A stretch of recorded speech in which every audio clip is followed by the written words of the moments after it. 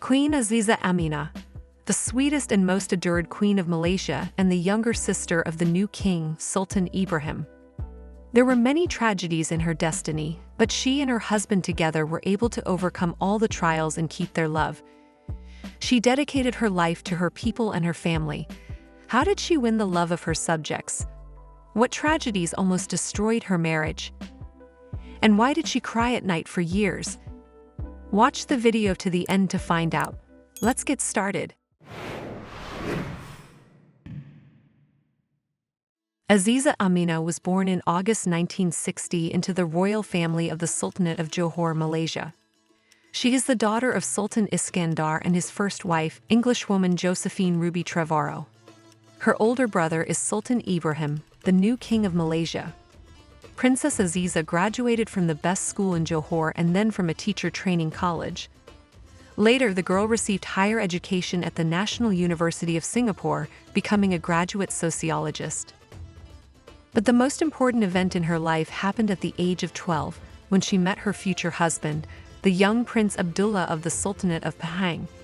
He was visiting the royal family of Johor with members of his family.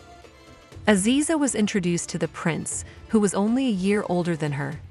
Of course, at that age, there could only be childish friendship between the little aristocrats. But even then, according to the princess herself, she felt something unusual in her soul. In those days, there was no internet or messengers, so the children began writing touching paper letters to each other. As they approached adulthood, the messages became more like love letters, but Azizah and Abdullah were strictly forbidden to meet. The princess's father believed his daughter should have an impeccable reputation. No dating, no going to the movies. She must be an example to her subjects in everything, especially in her behavior. In addition to forbidding meetings, the Sultan also scrutinized Azizah and Abdullah's letters. The strict father made sure there was nothing unworthy in them. According to Azizah, she still keeps the letters the prince sent her. During their long years of correspondence, Abdullah received an excellent education in Malaysia and Britain, including the Royal Military Academy Sandhurst and Oxford. The lovers' relationship was limited to letters only, but they were helped by Azizah's kind grandfather Sultan Ismail. He loved his granddaughter very much and saw how she suffered from the impossibility of meeting her beloved. The Sultan went on a trick.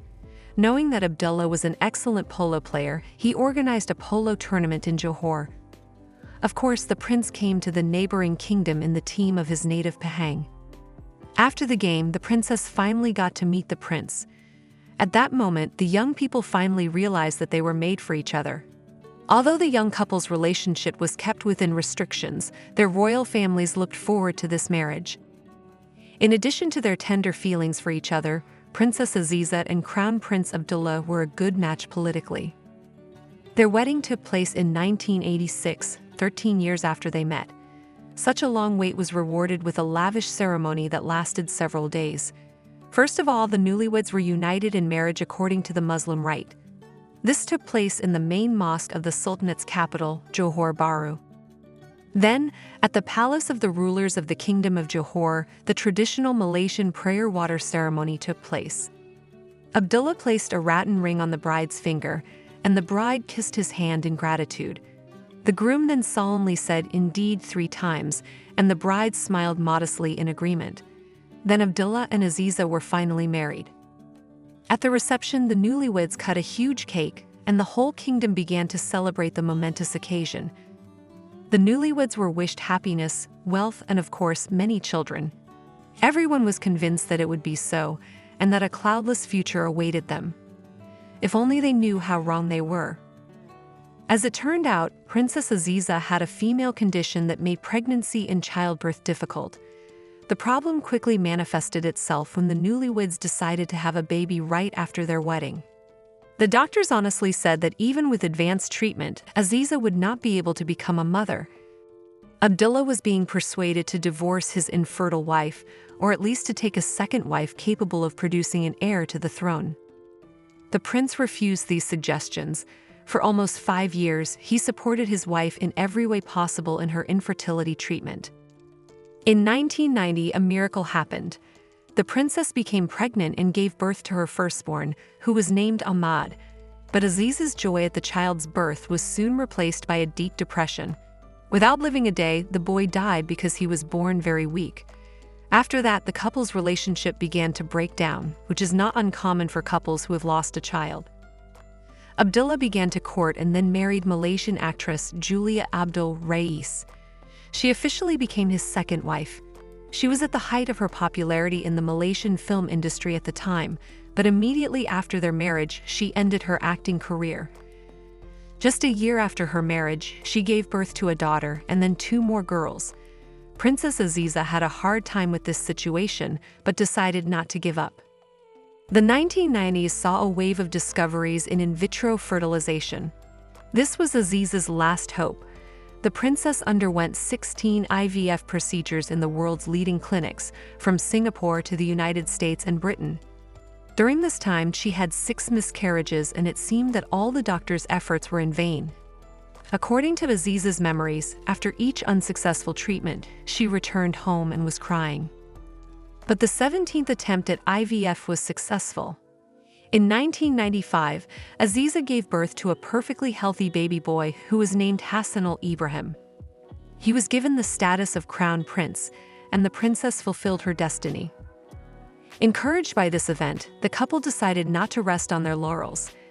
Aiza and Abdullah went on to have 5 more children, 3 sons and 2 daughters. The princess also helped raise her husband's children by his second actress wife. In addition to these 9 children, there is also an adopted son. The 1-year-old baby was taken into the family even before the firstborn was born. Recently, the internet broke the news that Queen Azizah had expressed her desire to adopt a 2-year-old girl suffering from werewolf syndrome. She was born with hair on her face and body, and was ridiculed by other children and neighbors. Her parents had no money for their daughter's treatment, so the queen made them happy. For sincerely helping people, Azizah Aminah was given the people's title of Queen of Malaysian Hearts, and in January 2019, she officially became the Queen of all Malaysia. On January 15, Prince Abdullah became Sultan of his state of Pahang after his father abdicated due to illness. But he didn't have time to reign there, because just 2 weeks later he was rushed to be elected King of all Malaysia. The previous King of Malaysia, Muhammad V, abdicated early due to his scandalous marriage to Russian beauty queen Oksana Vojvodina. Azizah Aminah has always actively assisted her husband in running the country, overseeing medical and cultural affairs. Azizah's memories of the difficulties of conceiving children inspired her to create the Fertility Foundation to help women who had gone through the same ordeal as she had. Thanks to this fund, hundreds of women who had no money for paid treatment have been able to experience the joy of motherhood. Children born thanks to the Tunku Azizah Foundation are fondly referred to as Her Majesty's grandchildren. Apart from her foundation and various patronages, Queen Azizah is famous for her ability to cook various dishes. At the age of 5, she started going to the royal kitchen under the supervision of her nanny. Her love for cooking led her to write 3 books of traditional Malaysian recipes collected from all over the country. Proceeds from the sales of the cookbooks were donated to her Fertility Foundation. In January 2024, Abdullah's reign as King of Malaysia ended. He was succeeded by Azizah's own brother, Sultan Ibrahim, the ruler of Johor. His sister could not hide her tears of joy when his accession to the throne was announced.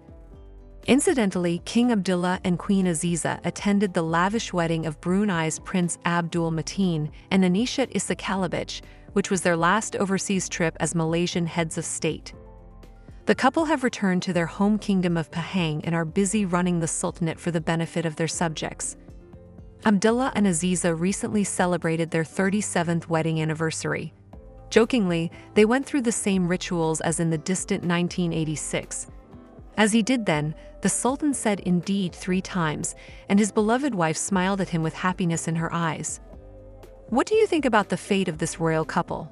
Let us know in the comments. Subscribe to our channel and give us a like if you enjoyed the video. See you soon.